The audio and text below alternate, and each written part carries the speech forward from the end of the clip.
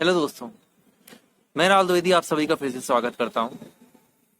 मेरे YouTube channel पर एक जनाब ने कुछ दिनों पहले, एक्चुअली कुछ हफ्तों पहले, एक सवाल पूछा था और मैं उसका उस वक्त जवाब नहीं दे पाया क्योंकि मैं अपने व्यक्तिगत जीवन में व्यस्त था। मुझे अपने पूरे परिवार को लेकर कहीं जाना था, तो ये आना जाने में समय ज़्यादा लग गया और मैं जवाब नहीं दे पाया। हालांकि उन्हीं जनाब के कई सवालों पर मैं ऑलरेडी वीडियो बना चुका हूँ। उसके बावजूद वो जनाब शायद मुझसे नाराज हैं या उनमें सब्र नहीं हुआ या वो अपनी व्यक्तिगत जीवन से कुछ ज्यादा ही परेशान है। जो भी कारण रहा हो, उन्होंने वो सवाल को डिलीट कर दिया। अभी अभी मैंने कुछ दिन पहले ही दोबारा चेक किया कि मुझे एकदम से याद आया कि एक एक डाउट रह गया है, तो वो डाउट क्लियर कर दिया जाए। तो चेक किया तो वो सवाल ही नहीं है। वो तो भगवान का शुक्र है कि मेरी मेमोरी थोड़ी बहुत अच्छी है और मेरी याददाश्त के अनुसार जितना मुझे याद है, वो सवाल कुछ ऐसा था कि अगर मैं गलत नहीं हुई, अगर गलत हूं तो मैं पहले ही माफी मांगता हूं और मैं देर से जवाब देने के लिए भी माफी मांगता हूं क्योंकि मेरी नीयत में ऐसा कुछ भी नहीं था। मैं बस अपनी व्यक्तिगत जीवन में व्यस्त था, इसलिए जवाब नहीं दे पाया।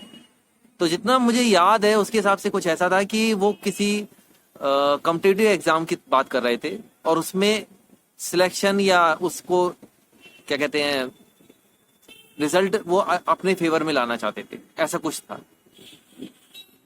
तो अगर सरल भाषा में कहो तो किसी भी एग्जाम का रिजल्ट कैसे मैनिफेस्ट करें, शायद ये सवाल था। ठीक है, अगर आप, मैं उन जनाब की ही अकेली बात नहीं कर रहा क्योंकि मैं वीडियो सिर्फ एक इंसान के लिए नहीं बनाता हूं, मैं वीडियो बनाता हूं सभी के लिए।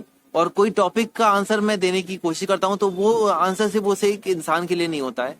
वो जानबूझ के मैं आंसर तब देता हूं जब वो आंसर एक बड़े समुदाय, बहुत सारे लोगों पे रिलेटेबल हो, बहुत सारे लोगों की जिंदगी में वही एक मसला हो। और एग्जाम का रिजल्ट, ये चूंकि आजकल बहुत सारे लोग विद्यार्थी हैं, स्टूडेंट हैं, तो सबको कहीं ना कहीं ये दिमाग में आता है कि क्या हम एग्जाम का रिजल्ट भी मैनिफेस्ट कर सकते हैं।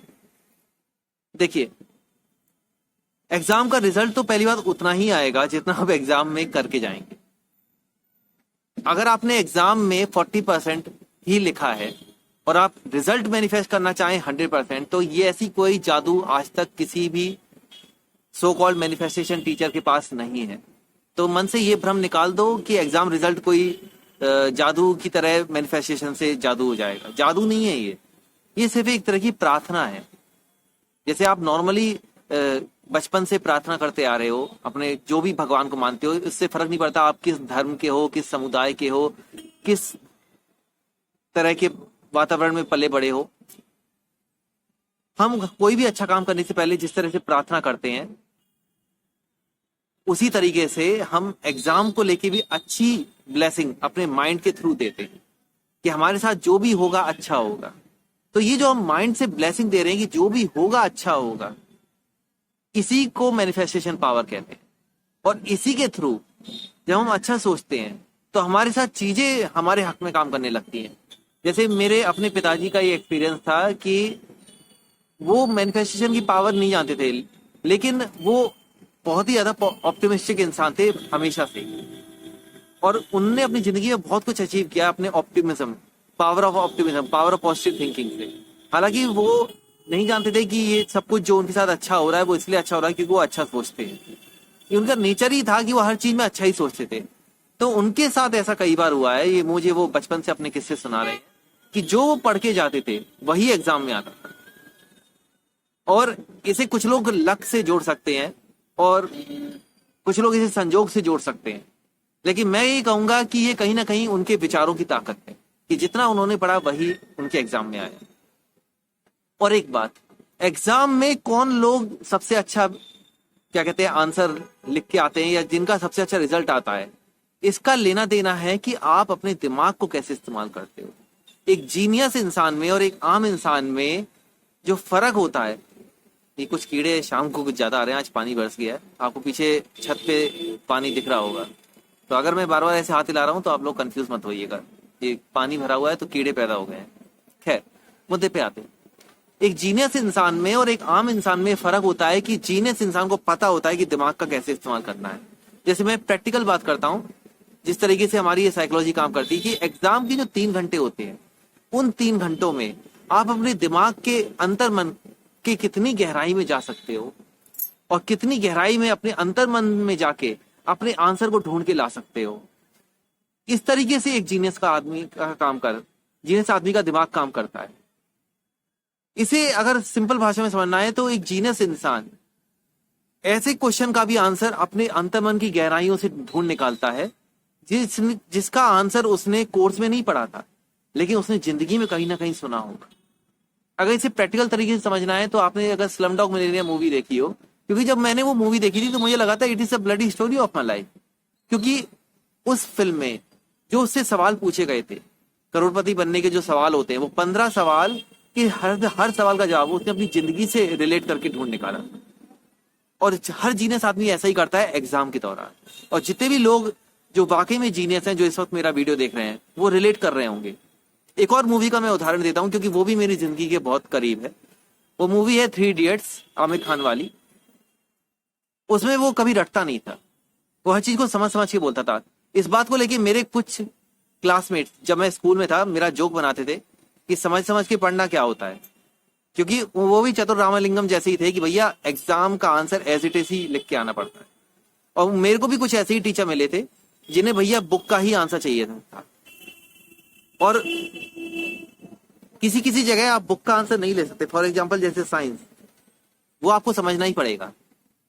हाँ, ज्योग्राफी में ऐसा है कि फैक्ट्स होते हैं, तो फैक्ट्स आप जब याद करते हो तो फैक्ट्स अपने आप दिमाग में ऐसे लिख जाते हैं कि आप चाहो भी तो उसे समझ के नहीं ले सकते। वो आपको एज इट इज जैसा किताब में है वैसा ही लिखना पड़ेगा। कीड़े कुछ ज्यादा हो रहे हैं, आई एम सॉरी। लेकिन साइंस है, मैथ है, ये आपको समझना ही पड़ेगा। तो एग्जाम में रिजल्ट चाहिए तो बेसिक फंडा ये है कि आप अपने सबकॉन्शियस पावर में पहले यकीन करना शुरू करो कि मेरे सबकॉन्शियस में, मेरे अंतर मन में, मेरे अंतर ज्ञान में हर सवाल का जवाब है। इस विश्वास के साथ जीना शुरू करो। दूसरी चीज जो आप कर सकते हो कि हमेशा अच्छा सोचो कि मेरे साथ सब कुछ बहुत अच्छा होगा।